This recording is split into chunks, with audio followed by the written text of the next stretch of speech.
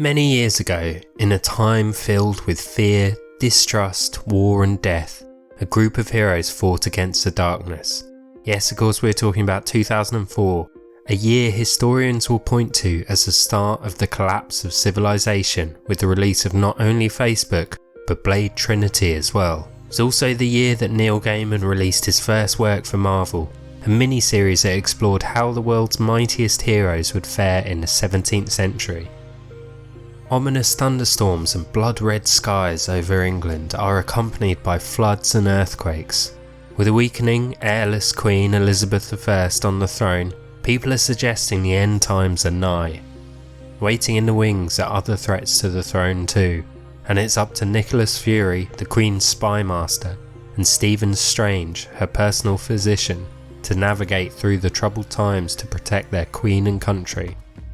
What they discover is those predictions about the end of the world were right, and there is far more at stake than just England, and they will need to join forces with unlikely allies if they, and the future, are to survive. It's a great premise by Gaiman, and it's a really fun read. No, it's not Sandman, but it's not trying to be, and it's not fair to compare the two. One of the many reasons it's great is seeing how Gaiman reimagines characters in a different era. Sure, Nick Fury and Doctor Strange's roles aren't that imaginative, but they just fit those positions so well. On the other hand, having Magneto as the head of the Spanish Inquisition was an inspired choice, secretly accommodating the witch breed who can pass off as normal humans whilst executing those who can't. Having tried to hide his Jewish roots, he had to fight for mutant kind in a far darker and more brutal world than our own. Eric's nemesis, Charles Xavier, is doing what he always does by opening up a school for the gifted and talented. Such students included Scotius Summers and a young Master Grey. Fantastic Four are believed to have been lost at sea, only to be discovered by readers halfway through the series as locked up by the handsome Otto von Doom in his castle. Peter Parquois is there, trained as Fury's young assistant, and Matt Murdock is a mix of contradictions. An Irish mercenary taking coin from the English crown when asked by Fury, his lust for gold only being outshadowed by that of Natasha Romanova, working as a double agent for Doom. Thor appears towards the end of the series, having been a closely guarded secret by the Knights Templar, a secret that threatened the very foundations of their order. All of these play their own part in this story that spreads from Jerusalem to the New World, but they must quickly figure out what's causing the end of days. Watcher Uatu tells Strange that their universe is likely to end very soon due to a Forerunner, a power brought back from the future and a cause for all the anomalies they were experiencing. The universe itself seemed to have responded by manifesting the many heroes, centuries before the age of heroes that we know, to protect itself. Clues point to Virginia Dare as the source, a young child from the colonies who was born as the anomalies started to appear. She has the power to turn into powerful white beasts when stressed, but it transpires that it's not her who is the problem. Instead, it's her stoic companion and bodyguard, Rojas. Steve Rogers as Captain America fought against a future dictatorship but was captured and sent back in time to erase him. He arrived in the New World and lived with the indigenous peoples as the immigrants from England started to arrive. So the ending is interesting, at least to me, having located the rift that Steve has to go through to set things right. Rogers actually refuses to go through it. Fury has to knock him out and take him back through to the future. I think this is interesting because it sees Rogers going against what could be argued as the greater good. Instead, he wants to stay and help build a better America than the one he fought against. If he goes through it, then this world, or timeline, however you want to view it, will cease to exist, but it will save the future and the universe. It wasn't his decision in the end though, and Fury takes him through. Anyway, it all makes a great what if story, except it isn't technically a what if. This was all set on Earth 616, making it part of the main universe. It's a bit confusing, but having returned Captain America to his rightful time, these events essentially never happened as everything was reverted to how it was. The Watchers, however, make a pocket dimension where this age of 17th century heroes can live on, in Earth 311. Right, I think it's a good time to take a break from the time travel and the continuity talk to mention the artwork, because it is simply amazing. I think it's what drew me to the story the most when I was younger, and I can remember trying to emulate it and failing miserably. Kubert's pencil drawings were sent to Isanove to colour instead of being inked first. This gives it a much softer look rather than normal black defined edging you get with most comics. You can see the same effect in Wolverine origin story too. It lends itself well to a story focusing on the past, as if it's like a memory almost, not quite as defined as it was. McCohen did some really fantastic covers too. As I said earlier, I really like this series, and I don't think it's just my own nostalgia. I think Gaiman manages to squeeze in a lot over the 8 issues without being overbearing. You get a good taste of political intrigue and how uncertain things may have felt in England at the time for those in power, with an ageing monarch with no heirs and James VI of Scotland looming over, and Gaiman touches on the influence of the Vatican but doesn't bore you with the details of the English Reformation, for example. Instead, you get the flavours of some of the European powers at the time and their rivalries. But it's not merely a historical, political thriller. Gaiman adds in the fantastical side as monsters and thunder lizards are referenced. It's a setting that gods and magic feel right at home in, even if they are mainly hiding in the shadows. And just on a bit of a side note, you may be wondering why certain characters weren't included. Gaiman specifically wanted to pick those who were around in Marvel's Silver Age, hence why you don't get the likes of Wolverine just yet.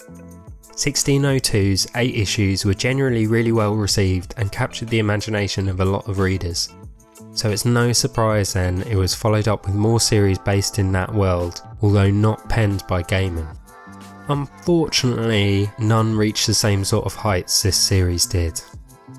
The next one, 1602 New World, picked up the story where the original series had left off. In the small town of Roanoke in the New World, Peter Farquhar and Virginia Dare can be found. Peter has new powers to explore and master, but spends his time working for Jameson at the Daily Trumpet. This budding community seems to be faring well despite the occasional incursion by local wildlife, but there is a backdrop of tension with the indigenous peoples stirred up by Norman Osborn. Having been teased at the end of the original series, the Hulk is here too, living in the wild, power activated by the Source. Banner is trying to shake off his past. He had been there to kill Fury, but now grapples with what to do given his present state, a crime under his former king and liege. Both Hulk and Banner seem to be finding some solace, however, living amongst the dinosaurs and nature. Banner hasn't been forgotten by his king though, who sends Lord Iron on a voyage from England to find him. He's also wanted on the island as a law is passed to ban indigenous peoples and witchbreed from the island. As sides begin to form, Lord Iron lands in Roanoke with Captain Ross with the orders to find and locate Banner. Under the King James's law, they also find Governor Dare guilty of treason. Osborn suspects the locals are hiding the Source's power from him and teams up with Captain Ross to find it. Ross plans to destroy the Source, whilst Osborn wants to harness it for his own greed. Farquhar dons a new moniker in the Spider, intercepting a group of soldiers loyal to the crown as they face off against Dugan and his men. As all this is going on, Banner is treated by the tribe's leader, Chief Morioak, and he shares a dream, a flashback with Lord Iron, a time where Banner tortured the Spaniard. Things come to a head as Hulk joins the tribe in confronting the loyalist contingent, easily overwhelming them. As the chief is negotiating terms for all the Europeans to leave the island permanently, Lord Iron attacks the Hulk. His attack causes fighting to break out again, before Virginia interrupts in a terrifying new chimera-like form, threatening to eat everyone unless they make peace. So they do. Banner heads back to England to answer for his crimes, whilst the diverse community try to figure out how they can all live together. The last pages see Banner about to be burned at the stake in front of James I, his eyes turning green in the very last panel. Okay, so I have issues with this series. Firstly, the artwork. I don't like to criticise artwork generally, but it's hard not to when there is such a noticeable drop off from the previous series. It can be really difficult to work out which character is involved in certain panels just because of the artwork. For example, these three images show Banner, Lord Iron and Governor Dare. Which one is which? but this isn't consistent. I think the artwork in issue number 1 is fine, with Tocchini and Morales working well together. Albert steps in for inks on issue 2, and I think it's okay again, but then there is a drop off in number 3 when Villari and Chukri join to do colours.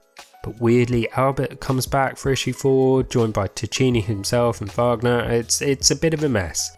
I think this leads to a disjointed feel in the artwork. It might have been time constraints on working towards a tight deadline, as it seems to be rushed. Like, what is going on with Osborn's proportions here? Why do the necks keep getting longer and longer and longer? And this whole page seems very off to me. What is this? What is Hulk doing here? And what in all that is holy is this thing? But it's not just the artwork, but the writing too just seems unfinished at points.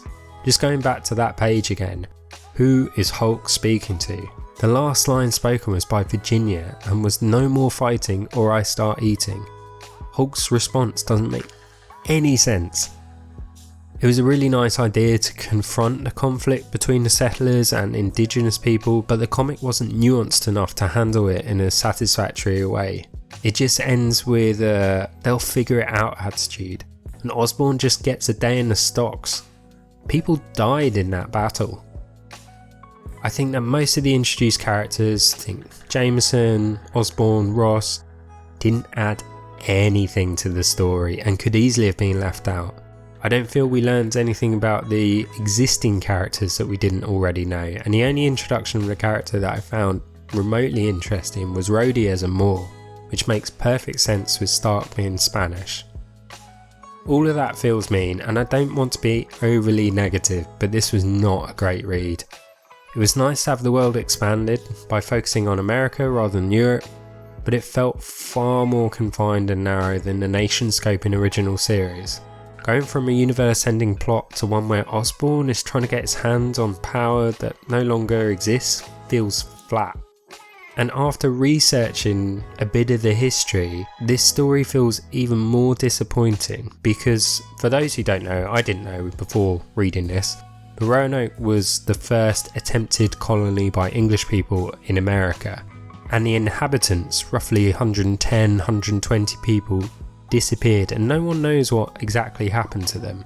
And this includes a young Virginia Dare, the first person of English parents to be born in America.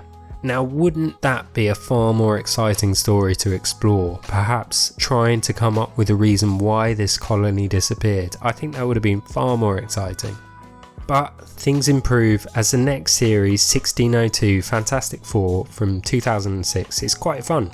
Written by Peter David and illustrated by Pascal Alixe. It brings the 17th century world back on track.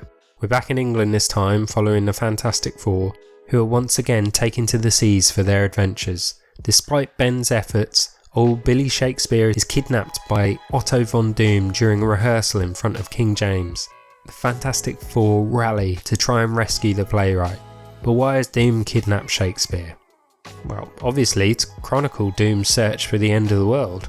This is a flip on Gaiman's end of the world scenario, as it's not an event, but it's a geographical place, and Shakespeare will be forced to chronicle this journey. Accompanying Doom is Natasha Romanova, having remained by his side since the original series, and some new friends as well, the four who are frightful: Medusa, Wizard, Sandman and Trapster.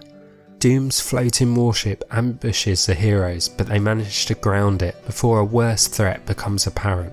A huge leviathan looms over both the heroes and villains alike, but Medusa and Storm work together to defeat it. But where do such monsters exist? The edge of the map. World's End.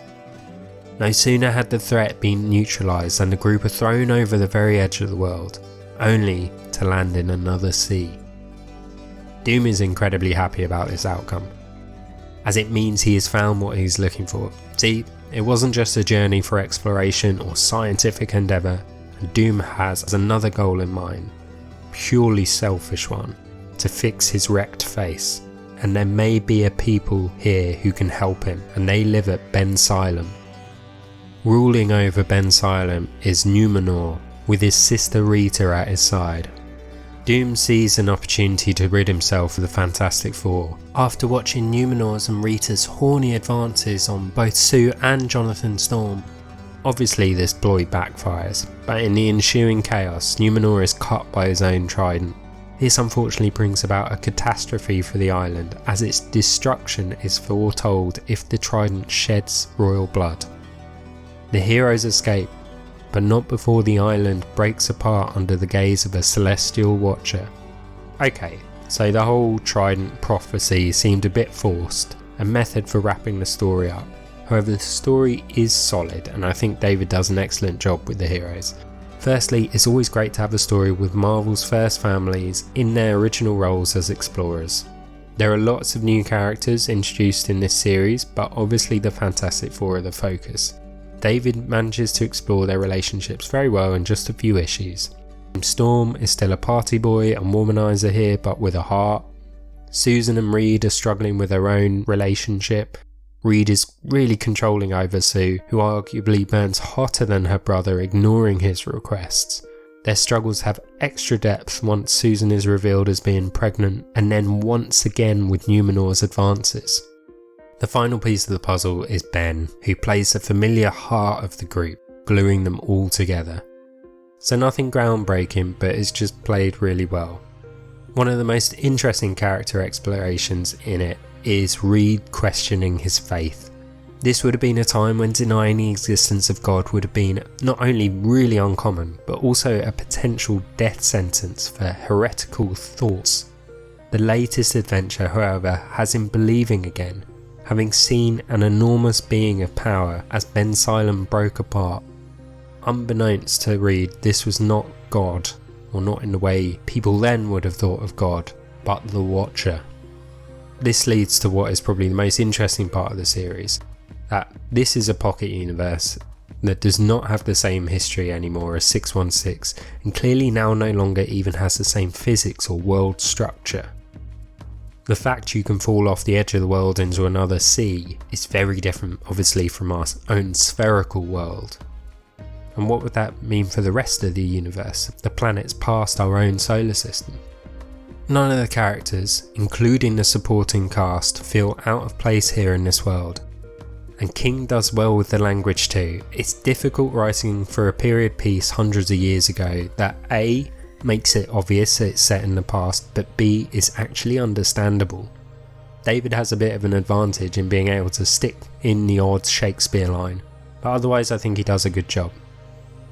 Overall, it's not as good as the original series, but I think it's a worthy addition to the universe, expanding what we know about it and tastefully introducing new characters.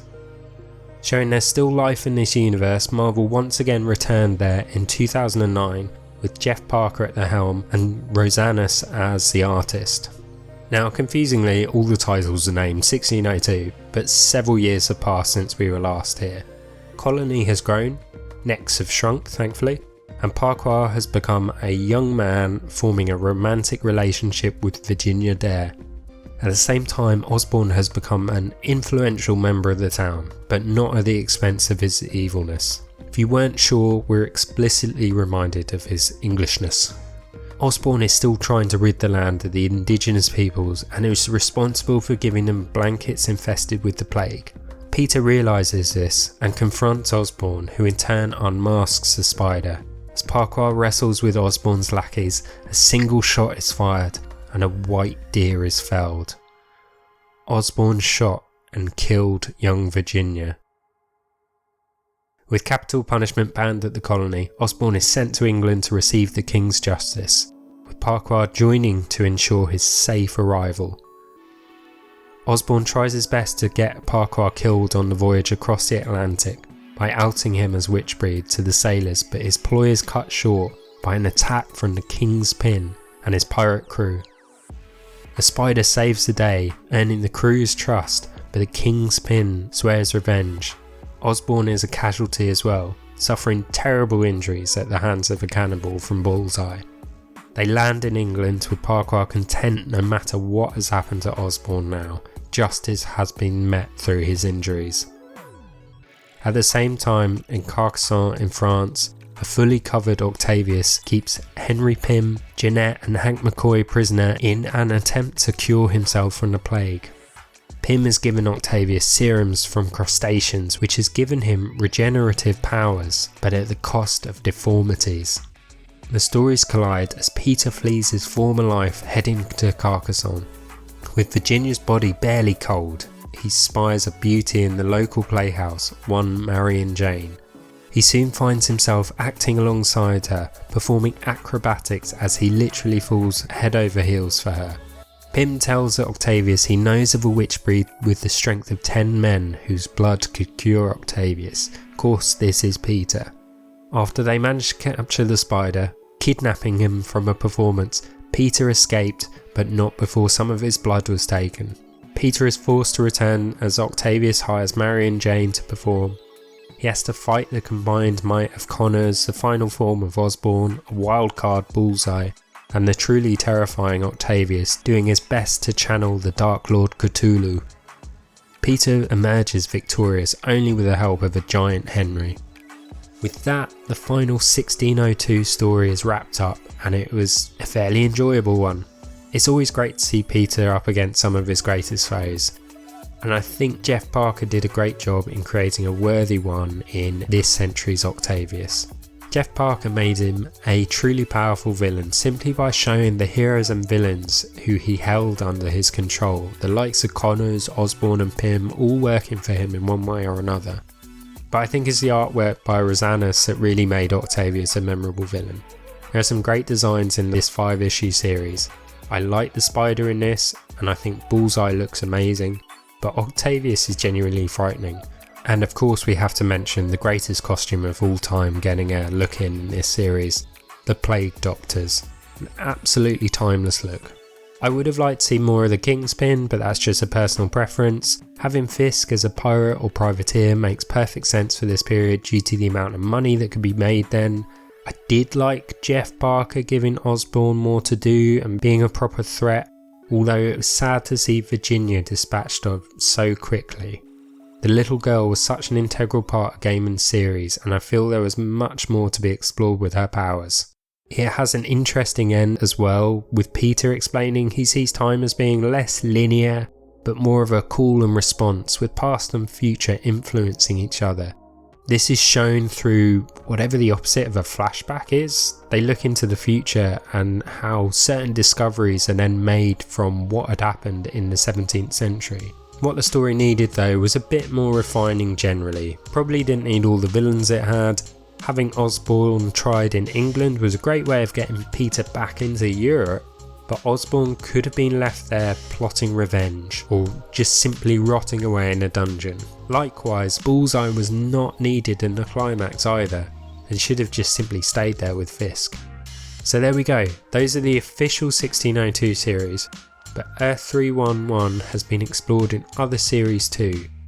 In the run-up to the Spider-Verse, Morlun visits Earth 311 and kills Peter in front of a crowd at the Globe Theatre. You can read about this rather ignominious end in Guardians of the Galaxy Free Comic Book Day issues from 2014. It's also featured in 2015's Secret Wars as a domain on Battleworld. In 1602 Witch Hunter, Angela is, well, she's a witch hunter, the title says what it is. She hunts down witch breed, including Wolverine, in King James's England. It's a 4-part series by Gillen and Bennett, which does include 1602 in the title, but because it's set in Secret Wars, it's hard to feel like it's part of Earth 311. But in it, a new threat has appeared, the Faustians, people who have made pacts for power, and it's up to Angela and her companion and lover Sarah to rid the realm of them. They discover that the Enchantress is behind the pacts, but what does that have to do with the esteemed playwright Marlowe? The adventure sees them travelling around England, meeting the likes of Rogue, the Guardians of the Galaxy and Bucky. It's a really cool miniseries, and the artwork from Hans and Sauvage is incredible. The lack of harsh black outlines again makes it feel more akin to the original series. And finally, in Spider-Man Volume 4 Issue 1, the Web Warriors travel to Earth 311 to easily overpower Sinister Six, containing the likes of Electro and Carnage. Except Electro isn't captured like the others and follows the Web Warriors back to the Great Web. but that's a story for another time. So there we have it, Marvel's 1602 universe. For me, it's a real roller coaster in terms of quality, and perhaps would have been best left alone after Gaiman's series. But when a comic company is ever going to do that? It was very apparent there was no sort of overarching story, and writers took it in very different directions, and often just kind of ignored what others had done. As one final example before we wrap up, do you remember when Banner was just about to be burned at the stake and about to transform into the Hulk? Well, we never heard about that again. Let me know what you think of this universe below. Have you read any of it before? Which time period would you like to see Marvel's heroes and villains play out in another series? And which hero were you most upset wasn't featured, and why is it Brian Braddock?